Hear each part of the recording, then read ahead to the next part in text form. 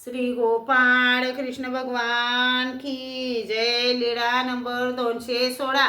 उपाध्ये व नाथोबांची भेट। दुसऱ्या दिवशी सर्वज्ञ डकलेयाला म्हणाले, डकलेया, तो चांगदेव भट एकटा गेला, जा जा त्यांच्या शोधाला। तेव्हा बाईसा म्हणाल्या, हे काय बाबा, तो काल गेला आणि आज जाईल, मग तो याला कुठे भेटेल? सर्वज्ञ म्हणाले, नाही भेटला तरी याचे जाणे काय वाया जाईल? आमचे भावाडू भक्त जशी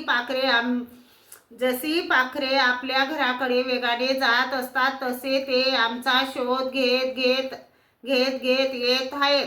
मग डकले निघाले। निघताना सर्वज्ञ म्हणाले, राल तेथे आडवी चादर बांधावी। त्याने सर्वज्ञांना दंडते घातले, श्रीचरणा लागले आणि निघाले। ते चांदोरीला 2 पर थांबले, पडवीत आडवी चादर बांधली। तेवढ्यात उपाध्ये आणि नाथोबा आले।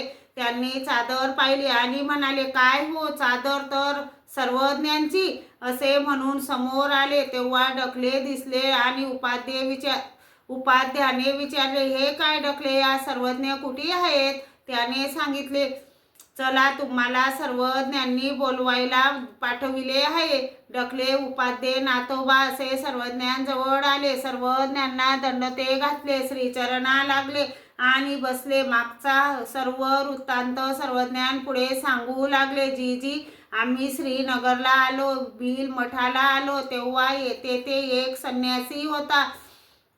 आम्ही त्याला विचारले, येथे आमचे सर्वज्ञ आहेत का? तेव्हा ते म्हणाले, कशासाठी सर्वज्ञांना विचारता? ब्रह्मविद्या तर आम्ही सांगतो।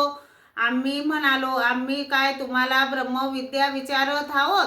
आम्ही आमच्या सर्वज्ञांबद्दल विचारत आहोत। ते म्हणाले, कसे हो, पोरांना बोलविले आहे, आम्हाला नमस्कार करा, नंतर सांगू। आम्ही नमस्कार केला। मग ते म्हणाले, जा, तुमचे सर्वज्ञ संत्रा सिंगाकडे गेले आहेत। मग आम्ही विचार केला, अगोदर चांदवडाला जाऊ, तेथे सर्व कपडे ठेवू, पायाला चिंध्या बांधू आणि आपल्या सर्वज्ञांना झाडोझाडी शोधू। सर्वज्ञ म्हणाले, पाहिले का बाई, पोरं त्या संन्यासास विचारतात आमच्याबद्दल आणि तो सांगतो ब्रह्मविद्येबद्दल। अशी ब्रह्मविद्या बापुडी, जी क्षुल्लक समजली जात आहे। पुन्हा सर्वज्ञांनी विचारले, पोरा, काय म्हणायचा संन्यासी? पुन्हा त्यांनी तसेच सांगितले आणि पुन्हा सर्वज्ञ तेच शब्द म्हणालेत। श्री गोपाळ कृष्ण भगवान की जय।